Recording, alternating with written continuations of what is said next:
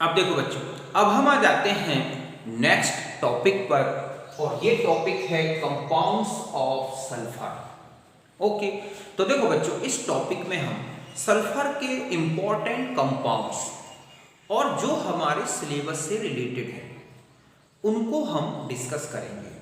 Like as sulphur dioxide SO2, sulphur trioxide SO3 and sulphuric acid H2SO4। इनको हम detail में discuss करेंगे। Okay, तो फिर स्टार्ट करते हैं और फर्स्ट कंपाउंड हम लेंगे सल्फर डाइऑक्साइड।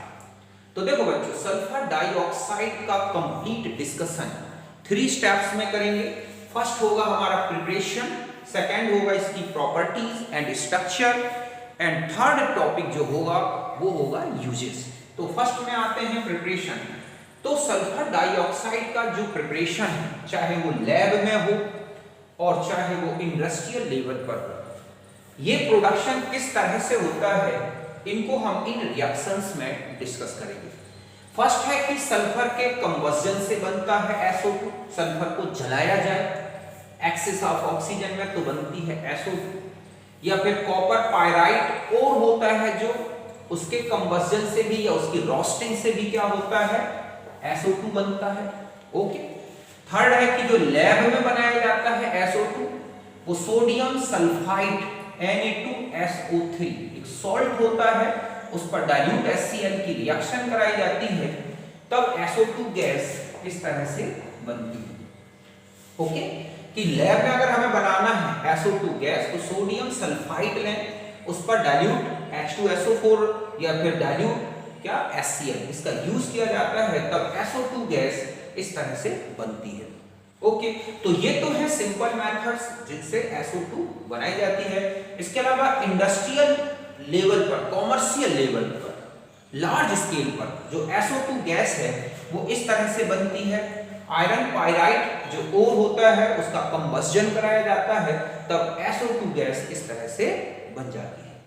इस SO2 को ड्राई करके फिर क्या किया जाता है, लिक्विफाइड किया जाता है, और फिर इन्हें सिलेंडर में, ठीक है, सिलेंडर में क्या कर लिया जाता है, स्टोर करके रख लिया जाता है। तो 4Fe2 प्लस 11O2, तो Fe2O3 प्लस SO2 ये गैस बनी।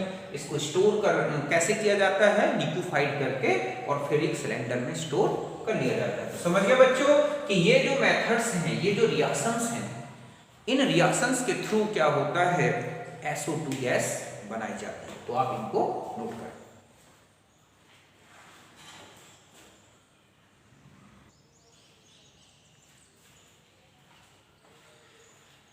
अब देखो बच्चों, अब हम आ जाते हैं नेक्स्ट है प्रॉपर्टीज के बारे में। ओके, तो फर्स्ट पॉइंट है कि colourless gas with pungent smell and highly soluble in water. Gaseous compound है और अरुचिकर गंध होती है, पंजेंट स्मेल होती है, और वाटर में हाईली सॉल्युबल है। ओके, हर एक रेशियो में डिसॉल्व होता है। रंगीन अरुचिकर गंध वाली गैस है और जल में अत्यधिक विलेय है। नेक्स्ट है लिक्विफाइड, ठीक है, liquefies at room temperature under 2 atm pressure. बहुत इजी गोइंग लिक्विफाइड हो जाती है 2 atm प्रेशर, समझ गए ना, क्योंकि इसमें पोलर नेचर है।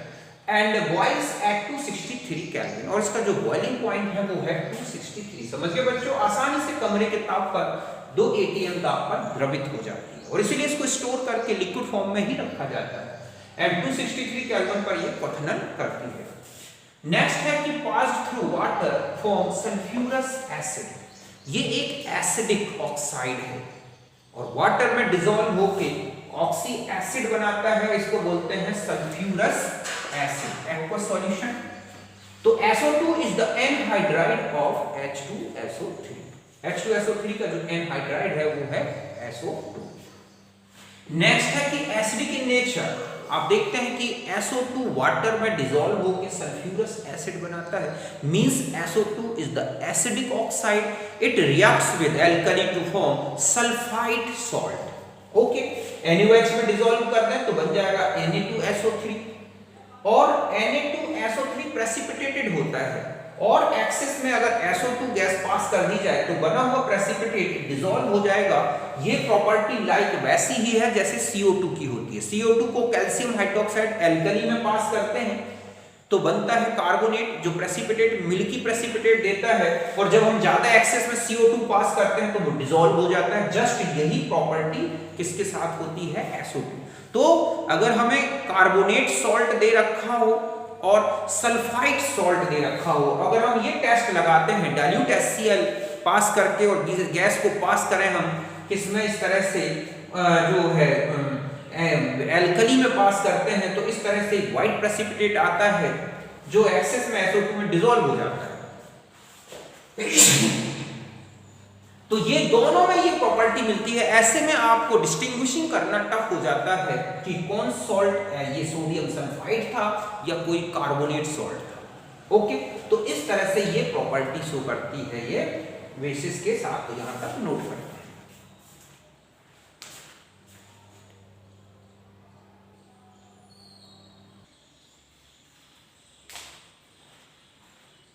अब देखो बच्चों, नेक्स्ट रिएक्शन है रिड्यूसिंग नेचर। तो रिड्यूसिंग नेचर में moist SO2 means water vapour हो या वाटर हो, अगर इसमें SO2 को पास कर दिया जाए, वाटर वेपर में इस तरह से दिया जाए, तो ये हाइड्रोजन रिलीज करता है, निसेंट हाइड्रोजन। ये हाइड्रोजन ही क्या होता है बच्चों? रिड्यूसर होता है। तो SO2 एक रिड्यूसर है। मेन रीजन ये है कि यहां पर ये 4+ है और यहां क्या हो जाता है 6+। तो इस तरह से SO2 एक अच्छा रिड्यूसर है। क्यों? क्योंकि मॉइस्ट एयर में ये निसेंट हाइड्रोजन रिलीज करता है। ये हाइड्रोजन इस तरह से डिफरेंट कंपाउंड्स को क्या कर सकता है? रिड्यूस कर सकता है। देखो हैलोजेंस जो है उनको रिड्यूस करके क्या बना देता है? Halogen acid. मींस यहां पर -1 है और यहां पर क्या है? 0। तो क्लोरीन है, ब्रोमीन है, आयोडीन है, फ्लोरीन है, इनको रिड्यूस करके क्या बना देता है? Halogen acid. एक दूसरा है K2Cr2O7 और H2SO4 अगर दिया जाए तो ये जो हाइड्रोजन निसेंट हाइड्रोजन है ये इस तरह से K2Cr2O7 को रिड्यूस करके यहां पर 3+ और यहां क्या है 6+। तो देखो K2SO4 Cr2SO4 होल था, तो K2 क्या हट गया, Cr2 हट गया, SO4 टोटल लगे 4। तो अब हमारे पास 7 ऑक्सीजन बचे। इन ऑक्सीजन को ये रिड्यूस करता है कैसे कि ये ऑक्सीजन के साथ ये H2O बना देता है। तो कुल मिला के 7 H2O यहां लग गए, लिखें। अब हमारे पास हाइड्रोजन यहां कितने हैं? 8। हमें चाहिए 14 हाइड्रोजन, तो हम 6 हाइड्रोजन यहां से ले सकते हैं और फिर जितने हाइड्रोजन की हमें जरूरत है इसमें मल्टीप्लाई कर दें और फिर इन दोनों इक्वेशन को जोड़ दोगे तो एक कंप्लीट रेडॉक्स इक्वेशन बन जाएगा। जस्ट ऐसा ही फेरिक सल्फेट को फेरस सल्फेट में चेंज कर रहा है, +3 को +2 में। तो यहां से हमें SO4 टू FeSO4 हटा दें तो एक SO4 बचा, एक SO4 को H2SO4 में चेंज कर दें इस तरह से। तो यहां पर हमें 2H लगेंगे। इस इक्वेशन को और इस इक्वेशन को ऐड कर दोगे, इस इक्वेशन के लिए एक रेडॉक्स इक्वेशन बन जाएगा। ओके, ऐसे ही HiO3 को रिड्यूस करके आयोडीन में चेंज कर देता है। KMnO4 पिंक कलर का होता है, H2SO4 मिला के और उसमें हम SO2 गैस पास कर दें तो ये सॉल्यूशन कलरलेस हो जाएगा। क्यों? क्योंकि चेंज हो जाता है MnSO4 में।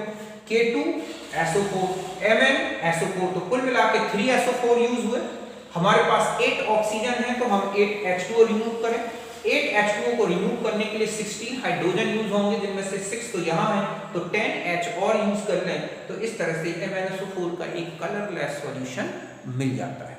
ओके, ये एक SO2 के एस्टिमेट से कहें कि आइडेंटिफिकेशन की एक रिएक्शन है। इस रिएक्शन का यूज हम SO2 गैस के आइडेंटिफिकेशन में कर सकते हैं। ये प्रॉपर्टी CO2 में नहीं होगी, बट ये प्रॉपर्टी किसमें है? SO2 में। क्यों? क्योंकि SO2 एक रिड्यूसर है, जबकि CO2 आगे रिड्यूसर नहीं हो सकता क्योंकि वो मैक्सिमम ऑक्सीडेशन स्टेट में है, उसमें कार्बन। तो इस बेस पर हम SO2 को आइडेंटिफाई कर सकते हैं। मींस सल्फाइड और जो है या सल्फाइड सॉल्ट जो है उसको हम आइडेंटिफाई कर सकते हैं। तो यहां तक रिएक्शन।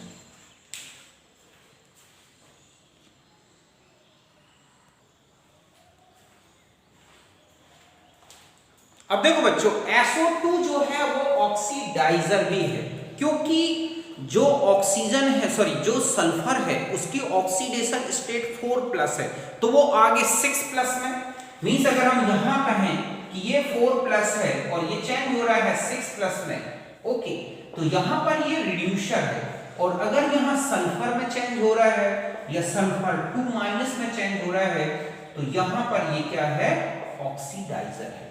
ओके, तो देखो यहां पर H2S, यहां हमने H2S और यहां है SO2, तो यहां पर ये कितना है 4+। H2S को ये H2O में चेंज करके और इस तरह से ये अपने आप को क्या कर लेता है, रिड्यूस कर लेगा। तो यहां से किसका ऑक्सीडेशन हुआ है आप अगर देखें और किसका रिडक्शन हुआ है, तो यहां पर सल्फर -2 था, 0 हो गया, तो यहां से यहां इलेक्ट्रॉन ट्रांसफर हुए, देखा गया, समझ गए ना। तो यहां पर किसका, सल्फर का ही क्या हुआ है, ऑक्सीडेशन, और सल्फर का ही क्या दिख रहा है, रिडक्शन। ओके, तो ये चेंज हो गया 2H2O में, और प्लस यहां से हमें क्या मिल गया, सल्फर।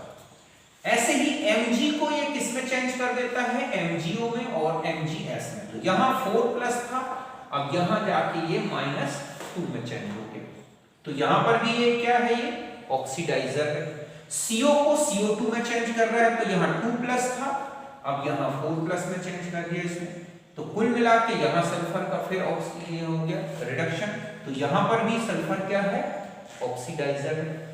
SO2 और H2 रिएक्शन करके H2O + सल्फर, तो यहां पर आप देखें 4+ है, यहां 0 है, तो यहां पर भी ये क्या है, ऑक्सीडाइजर है। तो इस तरह से अपने से ज्यादा स्ट्रॉन्ग अगर कोई रिड्यूसर आ जाता है, तब सल्फर डाइऑक्साइड उनके साथ ऑक्सीडाइजर की तरह वर्क करता है, और सल्फर में सल्फाइड आयन में चेंज हो जाता है, जबकि अपने से ज्यादा स्ट्रॉन्ग ऑक्सीडाइजर के साथ आ जाए तो ये वहां पर रिड्यूसर की तरह वर्क करता है। तो ये रिएक्शंस हैं जहां पर ये क्या है, ऑक्सीडाइजर।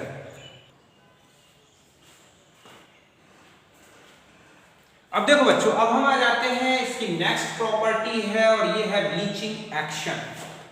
SO2 मॉइस्ट कंडीशन में, जब मॉइस्चर हो तो वहां पर ये एक अच्छा ब्लीचिंग एजेंट है, और इसमें जो ब्लीचिंग एक्शन होती है वो ड्यू टू रिडक्शन, मतलब SO2 रिडक्शन प्रोसेस से ब्लीचिंग एक्शन शो करता है। जबकि आपने देखा ओजोन है, हाइड्रोजन परऑक्साइड है, क्लोरीन है, ये ऑक्सीडाइजिंग नेचर के कारण ही ब्लीचिंग एजेंट होते हैं। SO2 एक ऐसा ब्लीचिंग एजेंट है जो कि रिडक्शन प्रोसेस से ब्लीचिंग एक्शन शो करता है। SO2 + H2O, H2SO4 + 2H, ये निसेंट हाइड्रोजन भी कलर्ड सब्सटेंस को कलरलेस कर देते हैं। ये एक टेम्पररी ब्लीचिंग होती है बच्चों, अस्थायी विरंजन होता है। मींस अगर हम इस सब्सटेंस को फिर से एयर में एक्सपोज कर दें तो ये फिर से अपने कलर्ड जो है नेचर में आ जाएगा, मींस कलर फिर से रीजनरेट हो जाएगा। ऐसा क्यों, क्योंकि हाइड्रोजन जो कि क्रोमोफोर के साथ जुड़ गया था, एयर उन हाइड्रोजन को रिमूव कर देती है और ये फिर सब्सटेंस फिर कलर्ड हो जाता है। इसको बोलते हैं टेम्पररी ब्लीचिंग। तो SO2 की जो ब्लीचिंग एक्शन है, तो रिड्यूसिंग नेचर के कारण है, दूसरा है टेम्पररी ब्लीचिंग।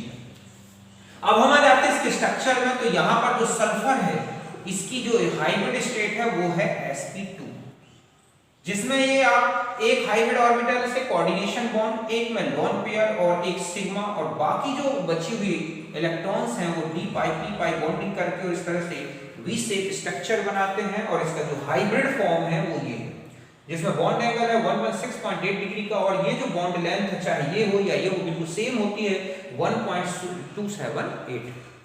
इस तरह से ये SO2 का स्ट्रक्चर है।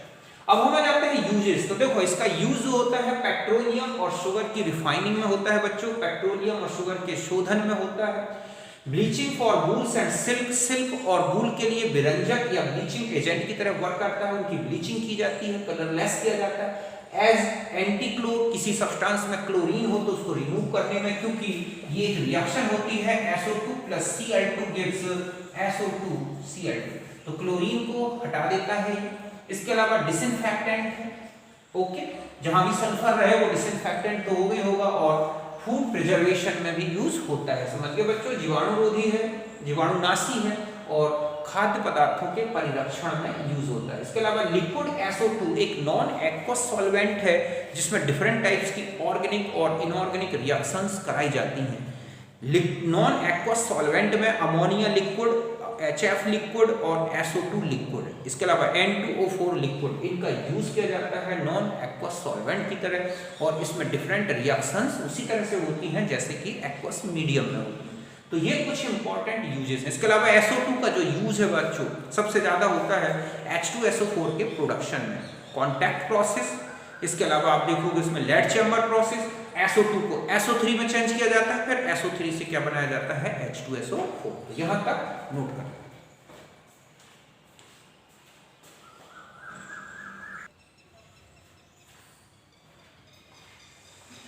अब देखो बच्चों, अब हम आ जाते हैं नेक्स्ट है SO3 सल्फर ट्राइऑक्साइड। ओके, तो देखो सल्फर ट्राइऑक्साइड की जो प्रिपरेशन है वो इन मेथड से होती है। पहला है H2SO4 और P4O10 की रिएक्शन से। देखो H2SO4 को इस तरह ब्रेक करना, 6H2O प्लस 6SO3।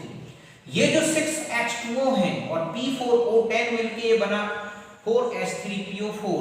अगर हम इन दोनों इक्वेशंस को ऐड कर दें तो ये बनेगा, मींस यहां पर H2SO4 से जो वाटर निकल रहा है वो P4O10 को फास्फोरिक एसिड में चेंज कर रहा है, तो यहां पर भी ये SO3 गैस रिलीज होगी।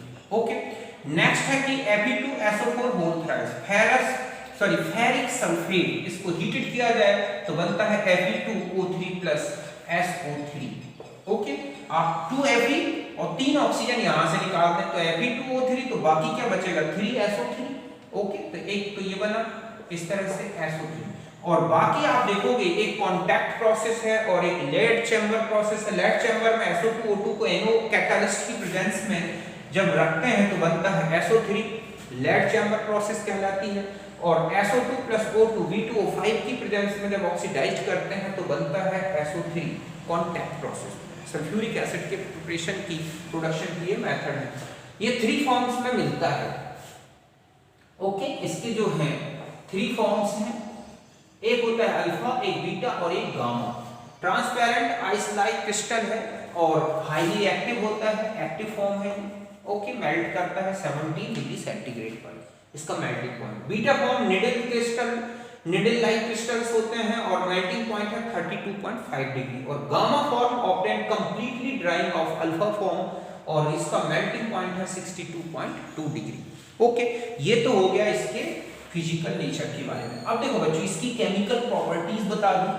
SO3 एक अच्छा डिहाइड्रेटिंग एजेंट भी है, ऑक्सीडाइजर भी है। ओके, और एक स्ट्रॉन्ग एसिड भी है, मींस ये एक एसिडिक ऑक्साइड है। SO3 की जितनी रिएक्शंस हैं वो एसिडिक, ठीक है। तो फर्स्ट है एसिडिक नेचर। ओके, तो ये एक स्ट्रॉन्ग, ठीक है, एसिडिक ऑक्साइड है बच्चों। कैसे, देखो यहां पर अगर हम इसके एसिडिक नेचर की रिएक्शंस लें कि SO3 प्लस NaOH क्या बनेगा, Na2SO4 प्लस H2O। जस्ट ऐसा ही SO3 plus CaOH whole twice, तो CaSO4 प्लस H2O। ओके, इस तरह से ये बेस है और ये क्या है, एसिड, इनके साथ सॉल्ट बनाता है। इसके अलावा अगर आप SO3 प्लस H2O तो क्या बनेगा, H2SO4 कंसंट्रेट, सॉरी ये क्या है हमारा सल्फ्यूरिक एसिड। तो ये जो है ये कहलाएगा एनहाइड्राइड ऑफ H2SO4। H2SO4 का एनहाइड्राइड होता है ठीक है SO3। इस तरह से अगर इसके लगभग 1000 अगर हम हीट का इफेक्ट देखें, ओके, तो हीट इफेक्ट में अगर SO3 प्लस, ठीक है, इसको SO3 को हीट किया जाए लगभग 1000 डिग्री सेंटीग्रेड पर, तो ये चेंज हो जाता है SO2 और प्लस क्या, O2। इस तरह से ये डिकम्पोज होके फिर वही रिएक्शन को रिवर्स कर देता है जिसके थ्रू ये बना था। ओके, तो ये इसके कुछ इंपॉर्टेंट एसिडिक नेचर। नेक्स्ट आता है, ठीक है, absorb by concentrate H2SO4 from oleum. Okay देखो H2SO4 प्लस SO3 तो बन जाता है H2S2O7। ये क्या है बच्चों? ओलियम कहलाता है, पायरोसल्फ्यूरिक एसिड। इसी को क्या बोलते हैं? Pyrosulphuric acid. ओके इस तरह से ये किस में चेंज हो जाता है? पायरोसल्फ्यूरिक एसिड ओलियम, ओलियम इस तरह से। ओके तो ये है ओलियम, इस तरह से ये ओलियम में चेंज हो जाता है। इसके अलावा अगर हम HCl से इसकी रिएक्शन करा दें SO3 प्लस HCl तो इस तरह का एक कंपाउंड बनता है SO2OHCl। ओके इस तरह से ये इसके साथ क्लोरोसल्फोनिक एसिड, ये क्या कहलाता है? क्लोरोसल्फोनिक एसिड इस तरह से। फिर हम आ जाते हैं इसके बाद इसका ऑक्सीडाइजिंग नेचर। ओके तो देखो बच्चों SO3 डिकम्पोज हो जाता है SO2 प्लस O में। अब ये जो है डिफरेंट एलिमेंट्स को क्या कर सकता है? ऑक्सीडाइज कर सकता है। जैसे कि P4 प्लस O चेंज कर देता है E2 या P4O10 में। ओके हम इसे बैलेंस कर सकते हैं, हमें 10 ये चाहिए, इसमें 10 से मल्टीप्लाई कर दें इस तरह से। जस्ट ऐसा ही और नेक्स्ट रिएक्शन ले सकते हैं ऑक्सीडाइजिंग नेचर से रिलेटेड कि PCl5 प्लस O तो POCl3 प्लस Cl2 इस तरह से POC, ठीक है। हैलोजन एसिड्स ले लें HBr प्लस O चेंज कर देगा H2O प्लस Br2। जस्ट ऐसा ही 2HCl प्लस O तो बन जाएगा H2O प्लस Cl2। तो ये एक अच्छा ऑक्सीडाइजर भी होता है। तो इस तरह से ये है कुछ इंपॉर्टेंट रिएक्शंस इसकी SO3 तो इन्हें नोट करें।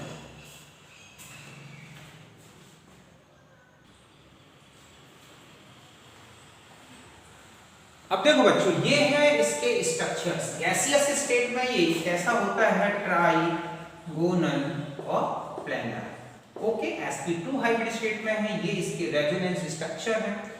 दो ऑक्सीजन कोऑर्डिनेटेड हैं, दो कोवैलेंट बॉन्ड्स। ओके यहां पर जो बॉन्डिंग है d पाई p पाई। कभी भी सेकंड ग्रुप के एलिमेंट्स अगर थर्ड ग्रुप के एलिमेंट्स के साथ कोई पाई बॉन्डिंग करते हैं तो वहां ध्यान रखें d पाई p पाई बॉन्डिंग ही होगी। SO4 PO4 इस तरह से आप, ठीक है, यहां ध्यान रखना है। और यहां पर ये है इसका रेजोनेंस हाइब्रिड, इसकी बॉन्ड लेंथ है 1.43 एंगस्ट्रॉम और एंगल है 120 डिग्री का। और सॉलिड स्टेट में ये तो ट्राइमर के फॉर्म में आ जाता है या फिर पॉलीमेरिक फॉर्म में आ जाता है। इस तरह से इसका ये सॉलिड स्टेट में स्ट्रक्चर होता है। ये था SO3 के बारे में।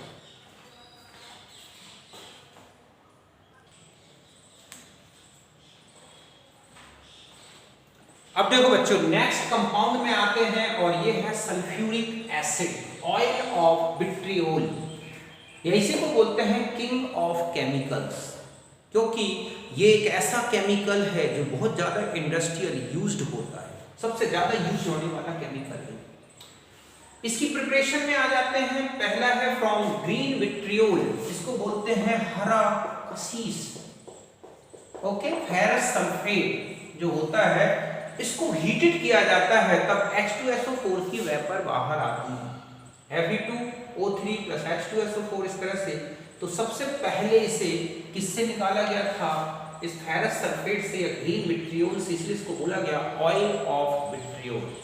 ओके इस तरह से। दूसरा है कॉमर्शियल प्रोडक्शन, इंडस्ट्रियल लेवल पर जो H2SO4 का प्रोडक्शन किया जाता है बच्चों, उसके लिए टू मेथड्स यूज होती हैं। एक तो है लेड चैम्बर प्रोसेस और एक है contact process. Okay lead chamber process में हो या कॉन्टैक्ट प्रोसेस में, पहले इसको सल्फर हो या पायराइट और हो तो इनको कंबशन इनका कराया जाता है, रोस्टिंग की दी जाती है, तो हमें मिलता है SO2 गैस। क्या मिल जाती है? SO2 gas.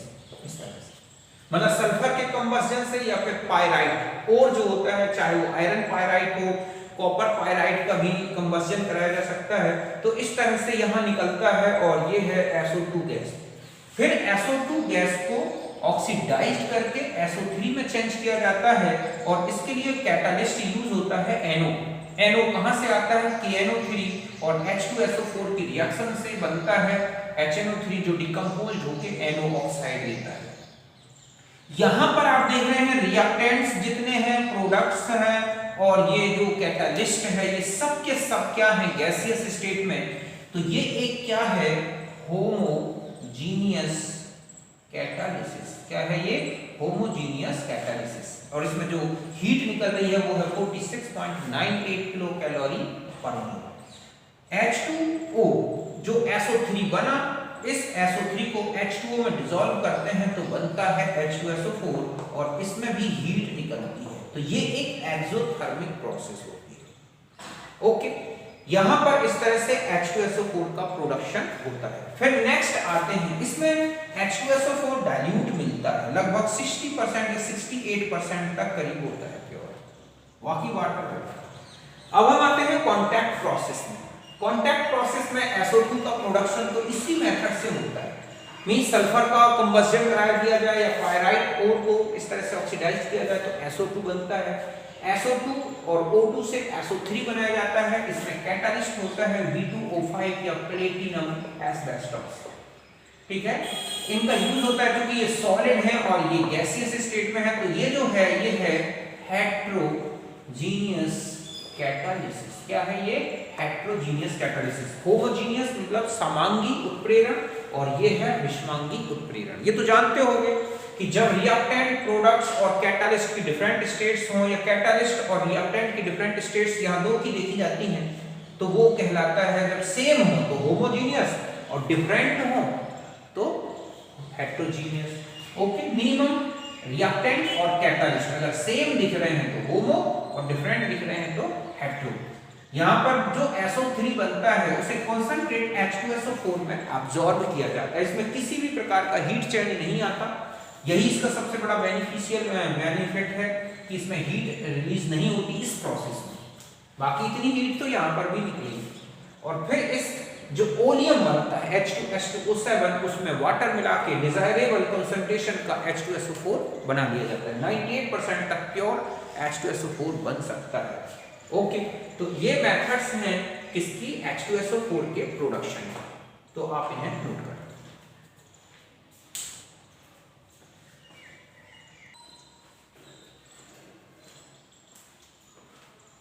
अब देखो बच्चों, अब हम आ जाते हैं H2SO4 की इंपॉर्टेंट फिजिकल प्रॉपर्टीज में। ओके, फर्स्ट है कि कलरलेस, ठीक है, सिरपी लिक्विड, रंगहीन सिरप जैसा लिक्विड होता है, बहुत अधिक मतलब डेंसिव लिक्विड होता है। It is due to high hydrogen bonding. इसमें जो हाइड्रोजन बॉन्डिंग होगी आप देखोगे वो इस तरह से होती है। ओके, ये है O, फिर यहाँ OH, S, OH, इसी तरह से इसकी हाइड्रोजन बॉन्डिंग चलती रहती है। और इस तरह से हाइड्रोजन बॉन्डिंग के कारण ये सिरपी लिक्विड है, हाईली डेंसिव होता है। इट कंटेन 98.3% H2SO4, मतलब 100% प्योर नहीं होता, इसमें 1.7% तो H2O होता ही है। समझ गए ना, इसको रिमूव नहीं किया जा सकता क्योंकि H2SO4 की वाटर के प्रति बहुत ज्यादा क्या होती है बच्चों, इसमें एफिनिटी होती है। तो ये इसमें H2SO4 की प्योरिटी होती है 98.3%। जो भी लैब में कंसंट्रेट H2SO4 रखा होता है वो उतना ही प्योर होता है। डेंसिटी है 1.84, बॉइलिंग पॉइंट है 338 डिग्री सेंटीग्रेड, ये स्ट्रॉन्ग हाइड्रोजन बॉन्डिंग के कारण। फ्रीजिंग पॉइंट है 10.5 degree centigrade. Highly soluble in water, water में कंप्लीट सॉल्युबल है और बहुत ज्यादा हीट रिलीज होती है। जैसे ही आप वाटर में कंसंट्रेट H2SO4 डालेंगे आप देखोगे बहुत ज्यादा हीटेड हो जाएगा वाटर, ठीक है, बहुत ज्यादा एफिनिटी है विद वाटर की। ऐसे में अगर और ये वाटर के साथ इस तरह के हाइड्रेट्स बनाता है H2SO4 1H2O, H2SO4 2H2O, H2SO4 3H2O, H2SO4 4H2O और भी ज्यादा ऐसे H2O बॉन्डेड होते जाते हैं। फिर आता है कि अगर हमें डाइल्यूट करना हो, एक क्वेश्चन होता है कि अगर H2SO4 कॉन्सेंट्रेटेड है और अगर आपको उसको डाइल्यूट करना है तो ध्यान रखें कि कॉन्सेंट्रेट H2SO4 में डायरेक्ट वाटर ऐड नहीं करते क्योंकि इस प्रोसेस में इतनी ज्यादा हीट निकलेगी कि एकदम एक्सप्लोजन मतलब एक्सप्लोड्स हो जाएगा। तो इसको डाइल्यूट करने के लिए हमें क्या करना होता है, वाटर लेके और concentrate H2SO4 drop by drop मिलाया जाता है। ऐसा करने से क्या होता है कि हीट जो निकल रही है उसको इजीली कंट्रोल किया जा सकता है। यही मैंने लिखा है कि heat evolved when dissolved in water, usually bumping, ठीक है, बम्पिंग मतलब एक प्रकार से उबाल आने लगता है। occurs, water should not be added in concentrate H2SO4 for dilution. समझ गए ना कि हम concentrate H2SO4 में डायरेक्ट पानी नहीं डालते क्योंकि ये बहुत ज्यादा बम्पिंग होगी और वो बहुत ज्यादा एक्सप्लोसिव हो सकती है. But concentrate H2SO4 added with water with constant stirring.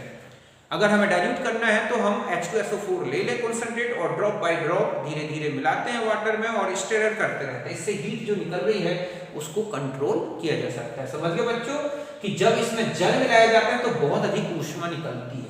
इसलिए सांद्र H2SO4 को तनु करने के लिए हमें जल को H2SO4 में नहीं मिलाते बल्कि सांद्र H2SO4 को बूंद बूंद करके जल में मिलाते हैं और लगातार उसको हिलाते रहते हैं ताकि जो निकली हुई हीट है वो नियंत्रित हो सके. ये है. फिर हम आ जाते हैं एसिडिक नेचर.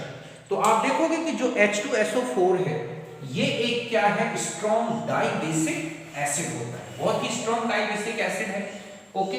और इसके 2 टाइप्स के सॉल्ट्स बनते हैं. जब ये मोनोबेसिक होता है प्रॉपर्टी शो करेगा तो बनेगा सोडियम हाइड्रोजन सल्फेट और जब कंप्लीट डाइबेसिक नेचर शो करेगा तो इसके 2 सॉल्ट बनेगा उसे बोलेंगे सल्फेट. ओके. देखो इस तरह से H2SO4 आयोनाइज्ड होता है H प्लस HSO4. ये अगर हम इसमें NaOH यूज करें 1 इक्विवेलेंट तो हमारे पास होगा H2O plus NaHSO4 sodium hydrogen, ठीक है, सल्फेट. या हम इसी को बोल सकते हैं सोडियम बाई सल्फेट. ओके. और जब H2SO4 का कंप्लीट आयोनाइजेशन हो जाए 2H plus SO4 2 minus 2 NaOH use होता है 2 इक्विवेलेंट तो बनता है 2H2O प्लस Na2SO4. इसको बोलेंगे हम सोडियम सल्फेट. ओके.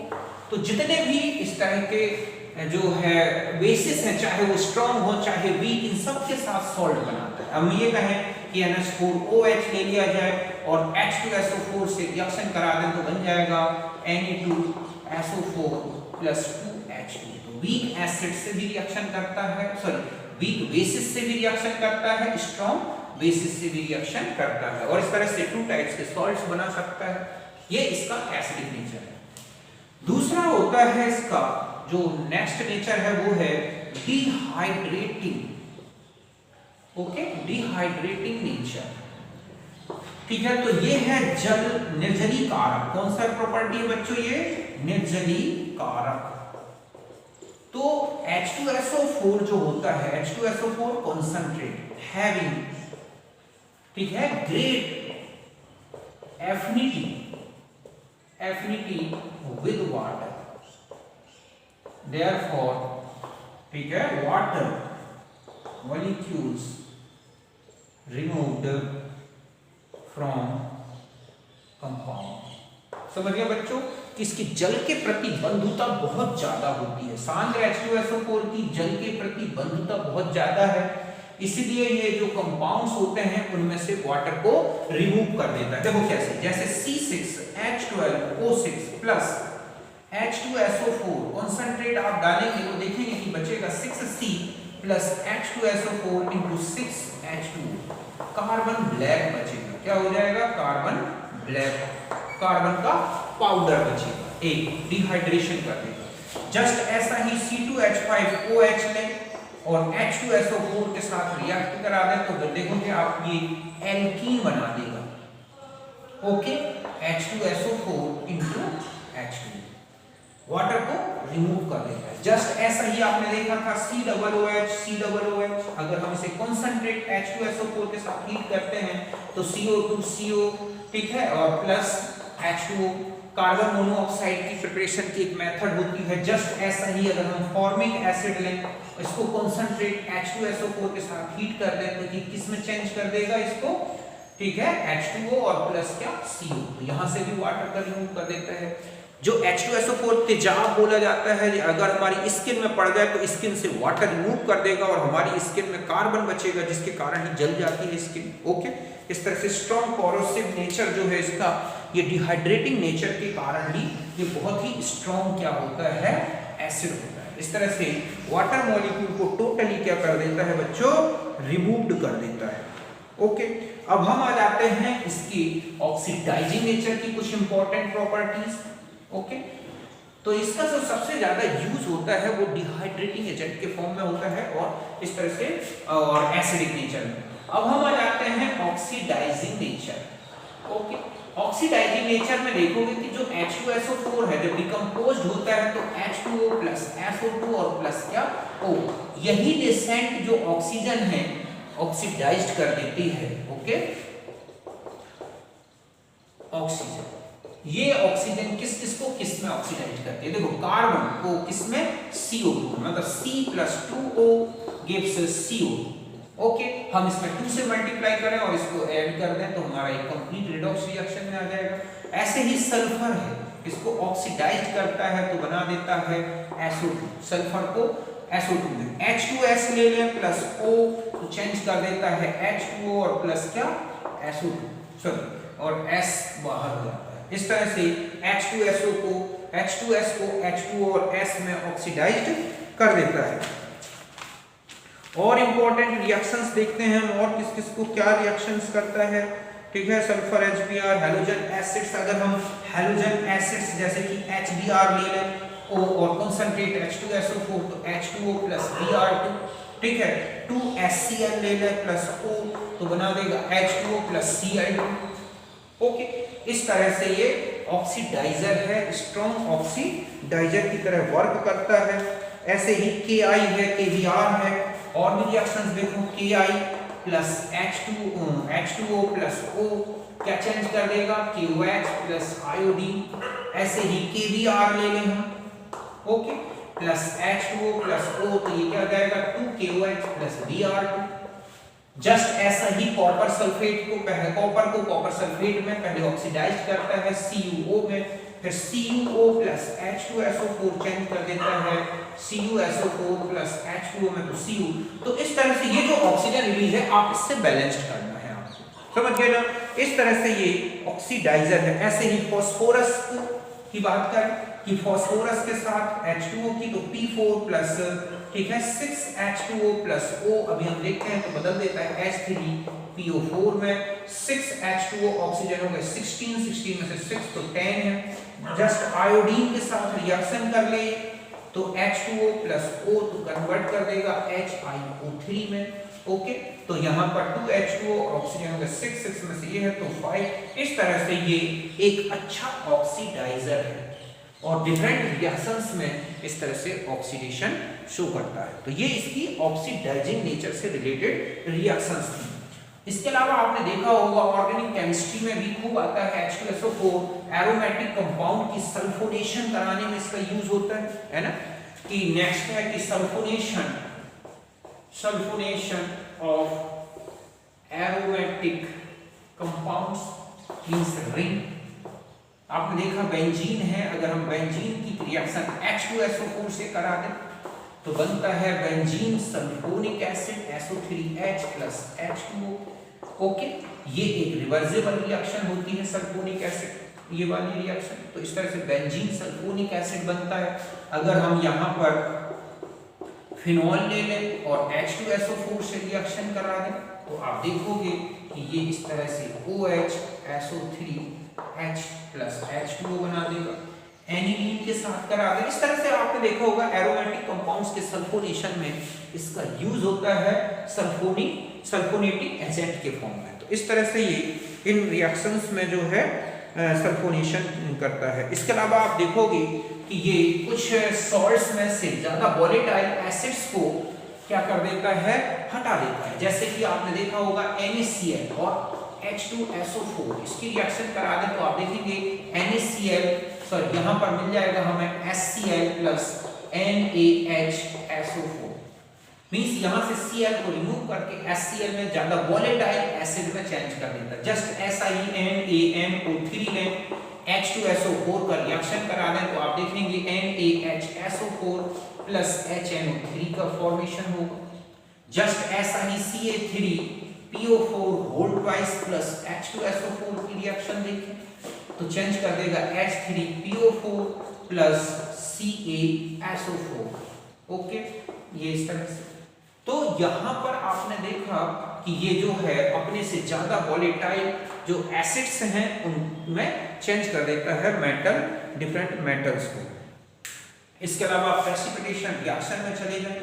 ओके, तो प्रेसिपिटेशन रिएक्शन में आप देखोगे कि जैसे BaCl2 है और H2SO4 मिलाया जाए तो क्या बनेगा, BaSO4 इंसॉल्युबल सॉल्ट बन जाता है प्लस 2HCl। जस्ट ऐसा ही PbCl2 है, आप उसमें H2SO4 मिलाएंगे तो बन जाएगा PbSO4 PP2। तो इस तरह से बहुत सारी इसकी प्रेसिपिटेशन रिएक्शंस भी होती हैं। तो ये इस तरह से H2SO4 की कुछ इंपॉर्टेंट रिएक्शंस थी जो मैंने आपको बताई है, नोट कर।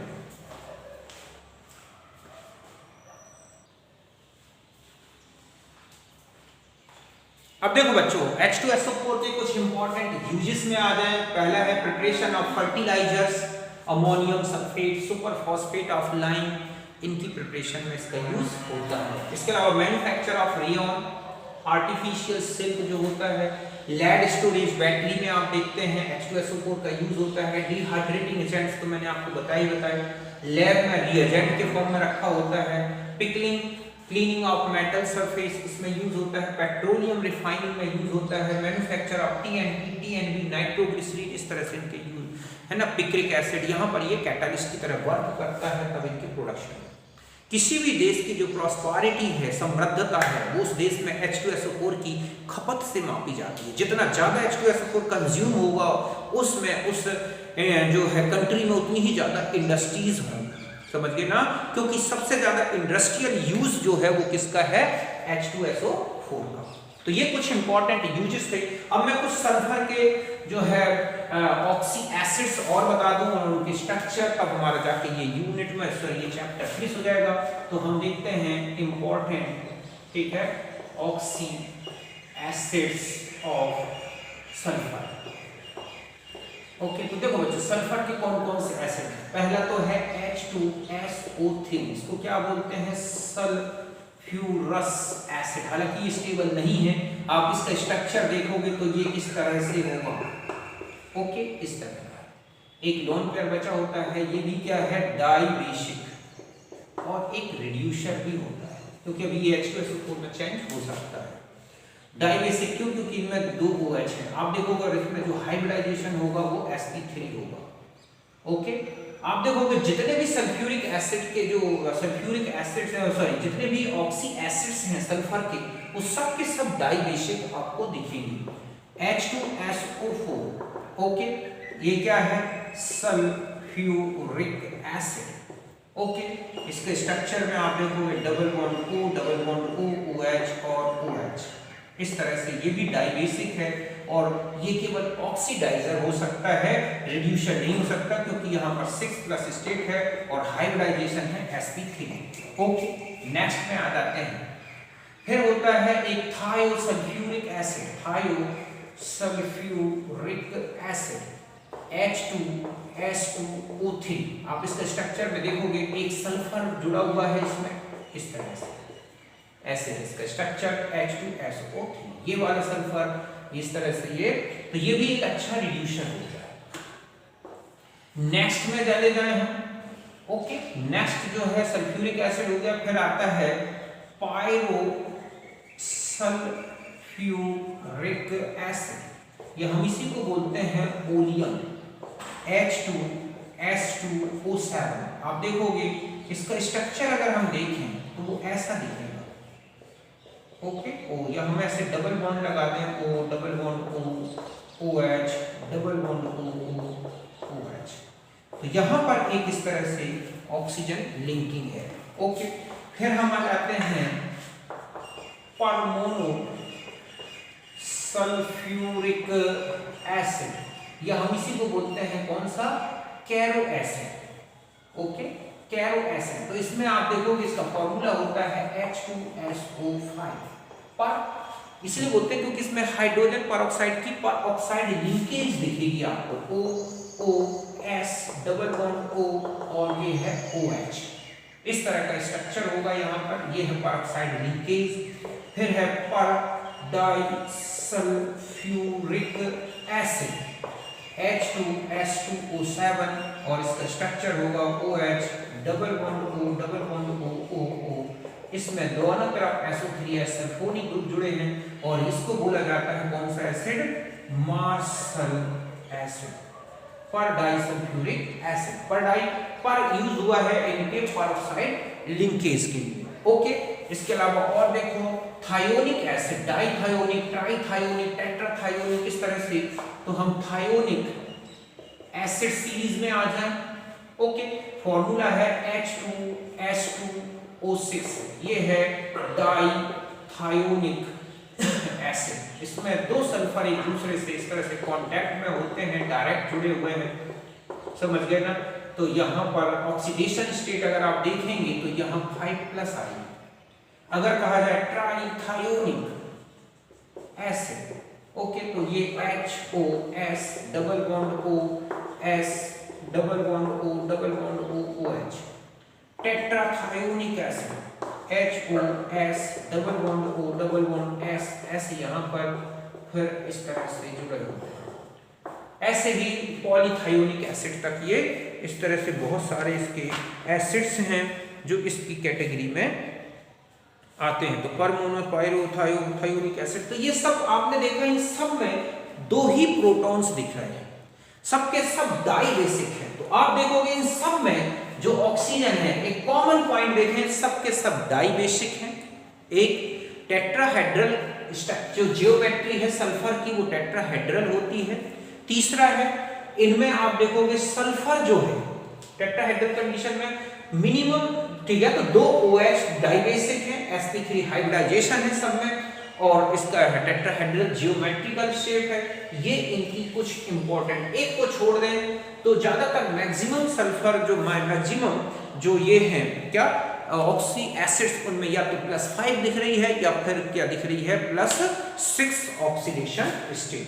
तो ये है सल्फर के ऑक्सी एसिड्स के बारे में। ओके, तो ये हो गया हमारा ऑक्सीजन ग्रुप कंप्लीट। छोटे मोटे कुछ पॉइंट्स अगर बचे होंगे तो लास्ट में मैं डिस्कस करूंगा इंपॉर्टेंट पॉइंट्स के बारे में जब P ब्लॉक फिनिश होगा। ओके, कल से हम स्टार्ट करेंगे हैलोजन फैमिली। तो मिलते हैं नेक्स्ट वीडियो में, तब तक के लिए नमस्कार, थैंक यू।